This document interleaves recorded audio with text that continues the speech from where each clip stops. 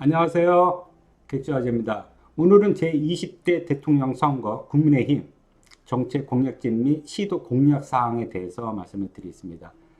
현 정부가 5년간 어떻게 운영이 될 건지, 특히 부동산 정책에 대한 것만 끄집어내 가지고 아주 압축 요약해서 짧게 한번 보여드리도록 하겠습니다. 한번 보시겠습니다.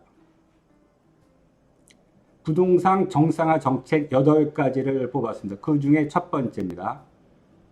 수요에 부응하는 주택을 충분히 공급하겠다는 내용이 되겠습니다. 내용을 간략하게 요약해 보면요. 현재 공공택지 3기 신도시까지 발표를 했는데 공공택지의 단계적 추가 개발도 더 고려하겠다는 그런 내용입니다. 그러니까 택지 개발을 더 공급을 더 할 수도 있다. 뭐 이런 내용이 되겠고요.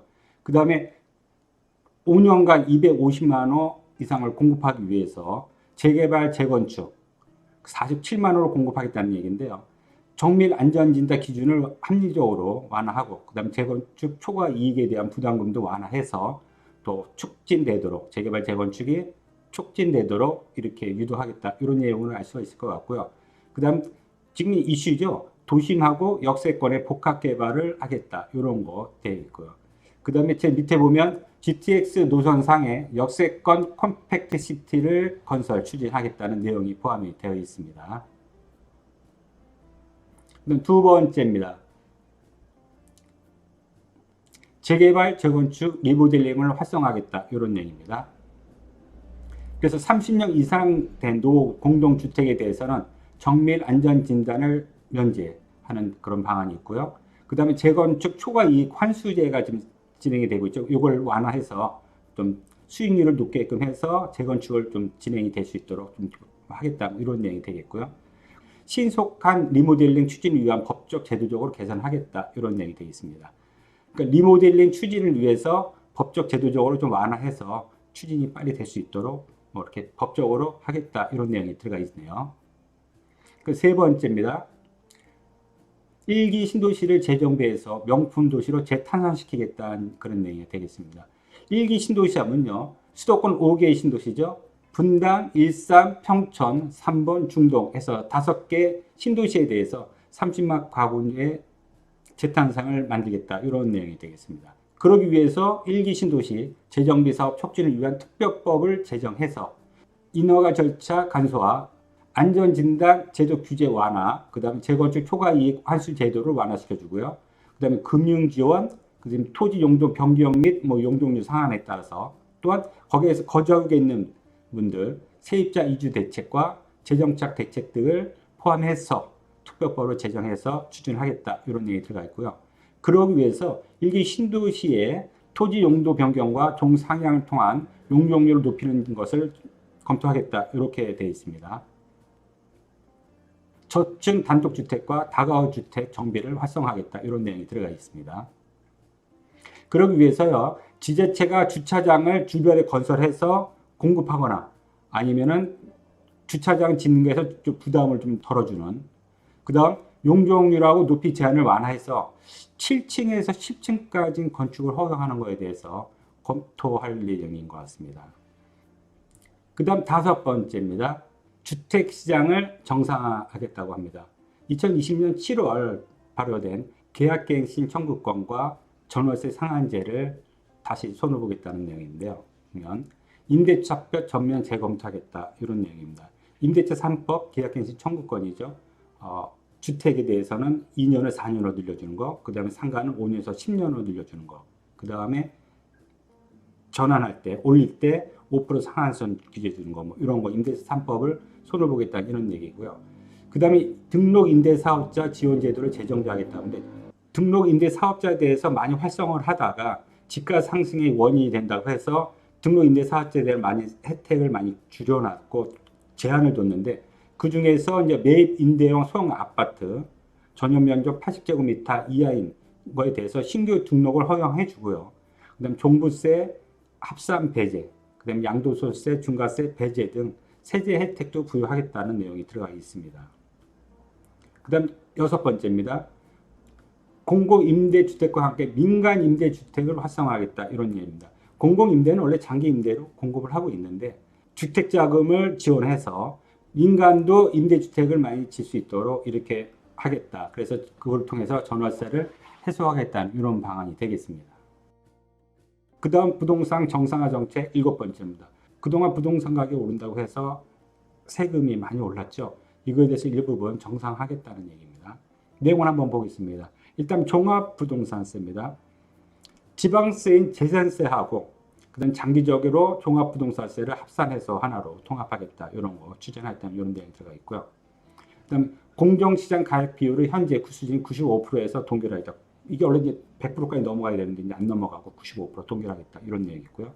그다음 1주택 세율을 문재인 정부 출범 이전 수준을 완화하겠다. 이런 게 있습니다. 그다음에 보유주택 호수에 따른 차등 과세를 이제 가액 기준으로 이제 과세 표준을 이제 전환하겠다. 이런 내용도 들어가 있네요. 그다음 양도소득세입니다. 양도소득세에 대해서는 다주택자에 대한 중과세율 적용을 최대 2년간 한시적으로 배제하겠다. 이런 것들이 여기 들어가 있습니다. 다주택자에 대한 중과세 세율을 보면 2주택이면 20%, 그다음에 3주택 이상이면 30%에 대해서 일반 과세에서 더 과하게 중과하도록 되어 있죠. 이걸 한시적으로 배제하겠다. 이런 내용이 들어가 있겠고요. 그다음 취득세입니다. 취득세는 생애 최초 주택자에 대해서 취득세를 면제해주고 또는 1%로 단위세율 적용해주겠다는 이런 내용이 들어가 있고요. 생애 최초 주택자에 대해서는 취득세 면제 또는 1% 단위세율 적용을 검토하고 있다. 이런 내용이 들어가 있고요. 그 다음 조정지역 2주택자 이상에 대한 누진과세를 완화해주겠다. 이런 것들이 들어가 있습니다. 네, 8번째입니다. 주택 규제를 완화하겠다는 이런 내용이 들어가 있습니다. 그래서 생애 최초 주택 구매 가구의 LTV 상한을 80%까지 인상하겠다. 근데 어떻게 보면 60%까지는 기본적으로 1가구 2주택 60%, 그 다음에 생애 최초는 70%까지 되도록 10% 더 해주도록 이렇게 돼 있는데 이걸 80%로 인상하겠다는 얘기니까 지금 현재 되고 있는 거를 더 규제를 완화해서 10% 정도 더 완화해 주는 것 같습니다. 이 정도 해서 또 부동산 구입을 더 할 수 있도록 이렇게 돕겠다. 뭐 이런 내용이 되겠습니다. 그 다음 청년 정책입니다. 청년 원가주택 30만 호를 공급하겠다는 내용이 들어가 있습니다.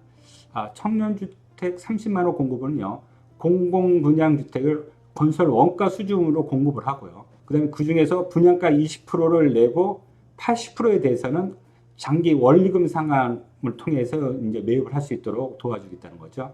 최초로 분양을 받은 수분양자가 5년 이상 거주를 한 후에 원가주택을 매각할 경우에는 아무한테나 파는 건 아니고요. 국가에 매각하도록 하고 그 매매 차익에 대해서 70%까지는 다시 돌려줄 수 있도록 이렇게 하겠다는 얘기죠. 그 다음에 불합리한 청약 제도를 개선하겠다. 이런 내용이 들어가 있습니다. 60제곱미터 이하, 그 다음 80제곱미터 이하에는 추첨제가 없이 그냥 가점제로만 전부 했던 거를 추첨제를 넣어서 뭐 60제곱 이하는 60%, 그 다음에 60 이상 85제곱미터 이하는 30%, 그 다음에 80m 초과한 거는 50%였던 걸 추첨제 20%를 넣어서 이렇게 개선하겠다. 이런 얘기 되겠고요. 청약 제도에 보면 1인 가구에 적합한 소형주택 60제곱미터 이하 기준을 신설을 하겠다는 이런 내용이 들어가 있습니다. 그 다음에 좀 특별한 거죠. 군 제대 장벽에게 청약 들어갈 때 청약 가점 5점을 부여하겠다. 이런 내용이 들어가 있는데 요거는 말이 좀 많이 있을 것 같아요. 그 다음 어르신 정책입니다. 주택 다운사이징을 통해서 실버 혜택을 안정적인 노상 지원하도록 하겠다. 이런 얘기입니다. 기존에 큰 주택을 갖고 있던 분이 이제 뭐 작은 집으로 가게 되면 60세 이상 1가구 2주택 자가를 거주한 가구에 한해서 주택 다운사이징 후에 큰 집에서 작은 집으로 옮겨서 생긴 차액에 대해서 개인 퇴직연금에 불입할 경우, 그럼 연금소득세, 양도소득세, 그다음 취득세 등을 경감해 주겠다. 이런 겁니다. 그 다음에 교통혁신정책 첫 번째입니다. 1기 GTX 연장은 뭐 지금 GTX A 노선, B 노선, C 노선, 그 다음에 D 노선이 나오기도 했죠. 근데 GTX 그 나온 노선 연장안에 대한 얘기, 그 다음에 2기 GTX에 대한 건설 얘기가 지금 현재 나왔습니다. 이렇게 되면 이제 부동산 시장이 많이 요동칠 것 같아요. 이게 정식으로 2기 GTX 건설에 대한 얘기가 나오고 이러면 기존에 있던 부동산에 대한 흐름이 많이 요동을 치지 않을까 이런 생각이 드네요. GTX A 노선 평택까지 연장하겠다는 거죠. 지금 현재는 동탄까지 돼 있는 거는 이제 평택까지 연장하겠다 이렇게 돼 있고요. GTX C노선 지금 현재는 수원까지 오게 돼 있죠. 그걸 북쪽으로는 이제 뭐 동두천까지, 남쪽으로는 이제 평택까지 연장하겠다 이렇게 돼 있네요. 이렇게 되면 평택에서 GTX A 노선과 C 노선이 만나게 돼 있네요. 네. 그 다음에 GTX D 노선 나왔었죠. 원래 Y자로 처음에 나올 계획이 있었던 것 같은데 숙소가 와서 부천 종합운동장까지 발표가 됐잖아요. 그걸 다시 원안 쪽으로 Y자 연결 쪽으로 이렇게 하겠다 이런 계획이 나왔고, 그 다음 GTX E 노선이 새로 나왔습니다. 수도권 북부, 그 다음에 동서 연결 노선으로 인천 계양에서 서울 디지털 시내를 거쳐서 뭐 구리 남양주까지 연결하는 이런 GTX E 노선 나왔고요. 그 다음 그 밑에 보면 GTX F 노선, 수도권 거점 도시를 순환 노선을 하겠다. 고양, 서울, 부천, 수영, 안산, 화성, 수원, 용인, 성남, 하남, 남양주, 의정부, 양주, 고양, 완전히 경기도 수원 제2외곽 순환 도시 도는 겁니다. 이 노선에 대한 게 나왔네요. 이렇게 본다면 도로에서 이제 철도로 완전히 이제 넘어가는 시대. 그 다음에 주거지가 도로 IC도 중요하긴 했지만 이제 GTX 그냥 전철역은 뭐 대부분 있으니까 이제 전철역뿐만 아니라 GTX가 쓰는, 그다음 KTX가 쓰는, SRT가 쓰는 이런 중심으로 해서 도시가 더 집중화되지 않을까 이렇게 예상을 해볼 수가 있겠습니다. 그렇게 따진다면 동영상 보시는 분들도요, 이사를 가신다든지 투자한다든지 이렇게 할 때 가능하면 GTX 생길 수 있는 곳, 아니면 KTX나 SRT, 그 다음에 급행이 쓸 수 있는 곳, 이런 데 중심으로 투자하시고 이사하시고 하시는 게 맞는 것 같고요. 그게 아마 미래적으로 충분한 투자 가치가 있다고 보입니다. 교통혁신 정책 두 번째입니다. 지역에 있는 고속도로 휴게소를 환승 허브로 이용하겠다는 이런 내용. 고속도로 휴게소를 통해 고속도로 진출입이 가능하도록 무인 스마트 아이스 설치를 확대하겠다는 얘기입니다. 기존에 몇 군데가 있죠. 고속도로가 일부분. 그냥 사람은 없고 그냥 카드로만 이렇게 지나가고 나갈 수 있도록 이렇게 되는데, 그걸 휴게소 지역에 그런 데를 많이 설치해서 국도라든지 이런 것들을 바로 고속도로 진입하고 고속도로에서 바로 그런 국도로 바로 빠져나갈 수 있도록 이렇게 설치를 좀 확대해서 운영을 하겠다 이런 내용이 들어가 있고요. 그 다음에 그 인근 지역에 열차역, KTX 등이 위치하는 경우에는 뭐 철도하고 연계하도록, 그래서 교통 환승 시스템을 구축하도록 하겠다 뭐 이런 계획도 들어가 있습니다. 고속도로 휴게소 중에서 그렇게 할 수 있는데 주변에 개발의 호재가 어떻게 보면 더 있다. 물론 될지 안 될지 어디가 될지는 모르겠지만 그런 데가 호재가 더 많이 상승됐다 이렇게 볼 수도 있겠습니다. 그 다음에 시도 공약사항인데요. 서울 정책에 대한 내용입니다. 더 넓어지는 서울에서 미래지향적 도시 공간을 창출하겠다는 얘기인데요.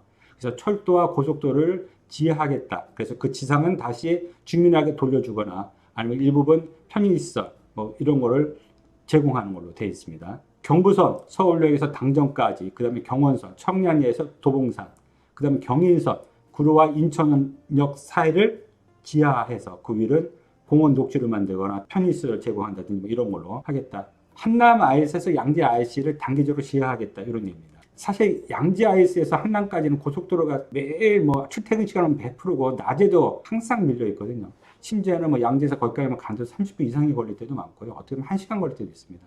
그래서 거기 지하는 항상 얘기가 나왔던 부분인데 이번 정권에서는 할런지 모르겠습니다. 그 다음에 신분당선, 서북부 노선, 용산역에서 고양시 3조간 연장. 그저 뭐 영선 얘기 많이 나왔죠. 기존에 있던 거 발표가 있습니다.